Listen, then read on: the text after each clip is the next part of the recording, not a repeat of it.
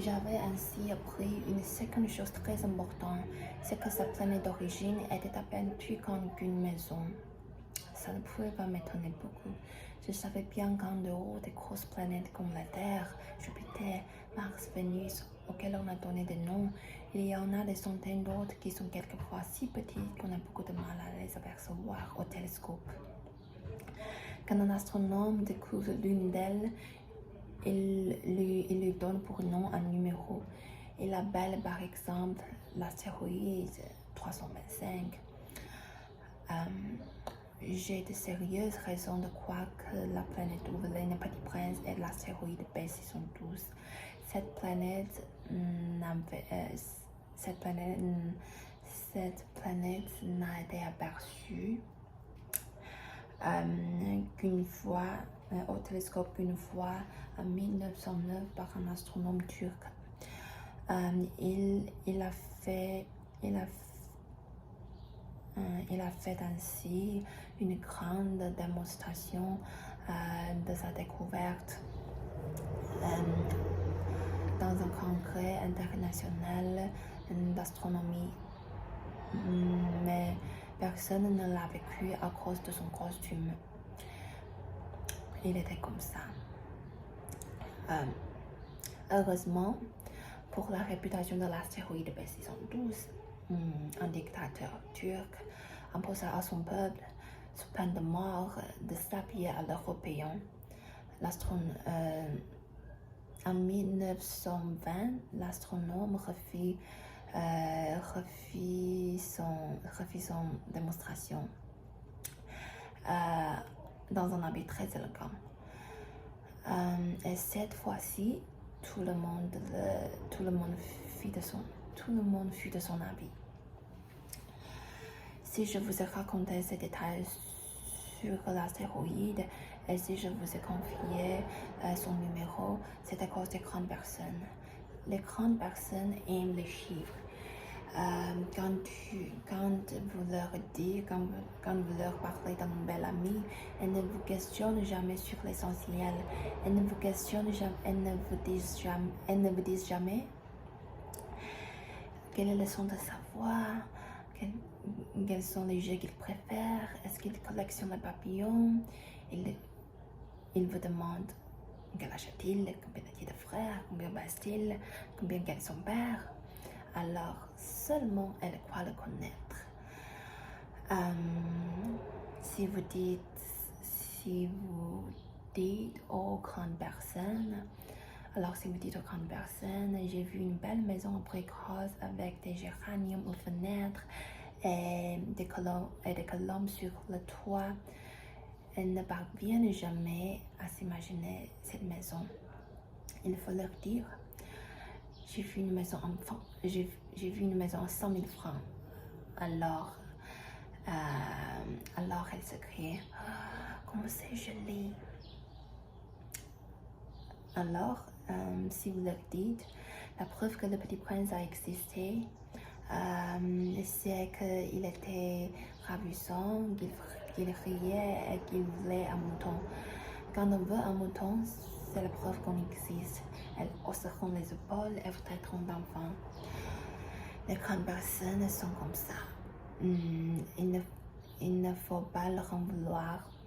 Les enfants doivent être très indulgents envers les grandes personnes. Mais nous, qui comprenons la vie, nous nous moquons bien des numéros. J'aurais aimé commencer cette histoire à la façon de conte de filles. J'aurais aimé dire: il était une fois un petit prince qui habitait une planète à peine plus grande que lui et qui avait besoin d'un ami. Pour ceux qui comprennent la vie, ça aurait eu l'air beaucoup plus vrai.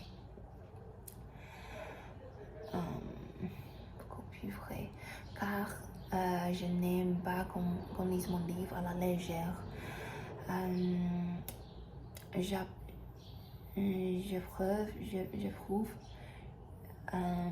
J'éprouve tant de chagrin, j'éprouve tant de chagrin à raconter ces souvenirs. Si j'essaie ici de le décrire, c'est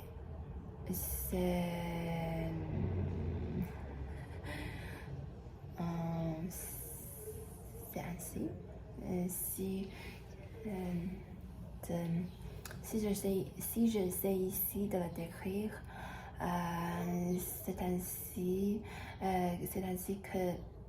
c'est ainsi de ne pas. C'est ainsi que ne pas l'oublier. Hein?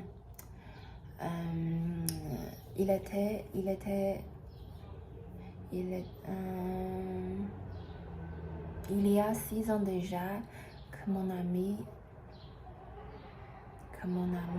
s'en est allé avec son mouton. Si j'essaie ici de le décrire, c'est à cause que ne pas l'oublier. C'est triste d'oublier un ami. Tout le monde n'a pas eu un ami. Et je peux devenir comme les grandes personnes qui ne s'intéressent plus qu'aux chiffres. C'est pour ça encore que j'ai acheté une boîte de couleurs et de crayons. C'est dur de se remettre au dessin à mon âge quand on n'a jamais fait d'autres tentatives, que c'est un bois fermé et c'est un bois ouvert. À l'âge de 6 ans, j'essaierai bien sûr de faire les portraits le plus ressemblant possible, mais je ne suis pas tout à fait certaine de réussir. Un dessin bas, l'autre ne ressemble plus. Je me trompe un peu sur la taille. Ici, le Petit Prince est trop grand, là, il est trop petit. Je cite aussi sur la taille. Je cite aussi sur la couleur de son costume. Alors je tâtonne comme ci et comme ça, tant bien que mal. Je me tromperai enfin sur certains détails plus importants. Mais ça, il faudra me le pardonner. Mon ami ne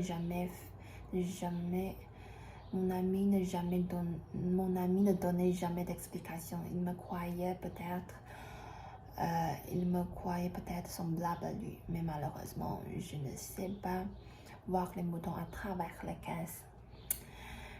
Je suis peut-être un peu comme les grandes personnes. J'ai dû vieillir. Chaque jour, j'appris quelquefois sur la planète, sur le départ, sur le voyage. Ça venait tout doucement au hasard des réflexions. C'est ainsi que le 3e jour, j'ai connu le drame de Baobab. Cette fois-ci encore, ce fut grâce aux moutons, car brusquement le Petit Prince m'interrogea, compris dans doute grave. C'est bien vrai, n'est-ce pas, que les moutons mangent les arbustes? Oui, c'est vrai. Je suis content. Je ne compris pas pourquoi il était si important que les moutons mangeassent les arbustes, mais le Petit Prince ajouta. Par conséquent, il mange aussi les baobabs. Je fis remarquer au Petit Prince que les baobabs ne sont pas des arbustes, mais des arbres grands comme des églises, et que si même il emportait avec lui tout un troupeau d'éléphants, ce troupeau ne viendrait pas à bout d'un seul baobab. L'idée du troupeau d'éléphants fit rire le Petit Prince. Il faudrait les mettre les uns sur les autres. Mais il remarqua avec sagesse. Les baobabs, avant de grandir, ça commence par être petit. C'est exact. Mais pourquoi veux-tu que tes moutons mangent les petits baobabs? Il me répondit. Voyons. Comme s'il s'agissait là d'une évidence. Et il me fallut un grand effort d'intelligence pour comprendre à moi seul ce problème. Et en effet, Sur la planète du Petit Prince, il y avait, comme sur toutes les planètes, de bonnes graines, de bonnes herbes et de mauvaises herbes. Par conséquent, de bonnes graines, de bonnes herbes et de mauvaises graines, de mauvaises herbes. Mais les graines sont invisibles. Elles dorment dans le secret de la terre jusqu'à ce qu'ils prennent fantaisie à l'une d'elles de se réveiller. Alors elle se tire et pousse d'abord timidement vers le soleil une ravissante petite brindille inoffensive. S'il s'agit d'une brindille de radis ou de rosier, on peut la laisser pousser comme elle veut. Mais s'il s'agit d'une mauvaise plante, il faut arracher aussitôt quand on a su la reconnaître. Dès qu'on a su la reconnaître. Dès qu'on a su la reconnaître. Or, il y avait des graines terribles sur la planète du Petit Prince. C'était les graines de baobab. C'était les graines de baobab. Un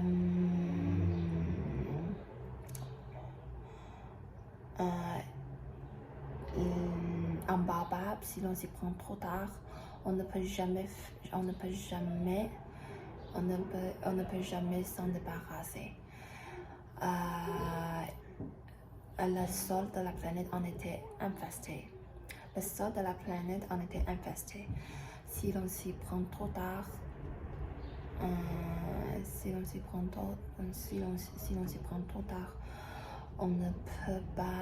on ne peut jamais s'en débarrasser.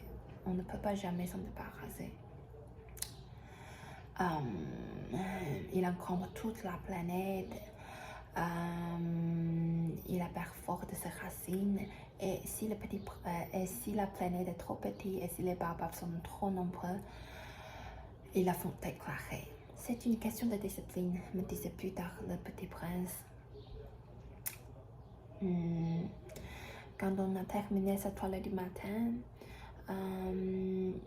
il faut faire soigneusement la toilette de la planète. Il faut s'astreindre régulièrement à arracher les baobabs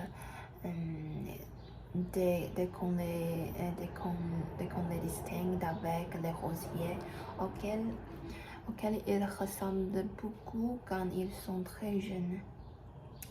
C'est un travail très ennuyeux, mais très facile.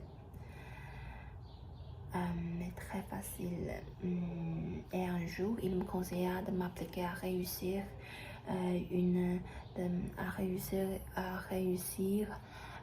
un beau dessin pour faire bien entrer ça dans la tête des enfants de chez moi. S'ils voyagent un jour, me disait-il, il pourra leur servir. Il est quelquefois sans inconvénient de se remettre à plus tard son travail, mais s'il s'agit de baobab,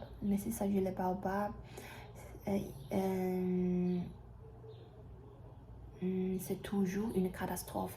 J'ai connu une planète habitée par un paresseux. Il avait négligé 3 arbustes.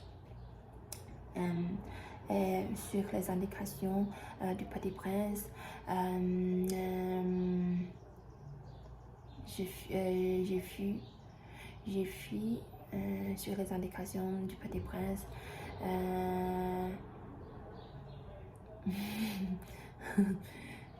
Sur les indications du Petit Prince, j'ai dessiné cette planète-là.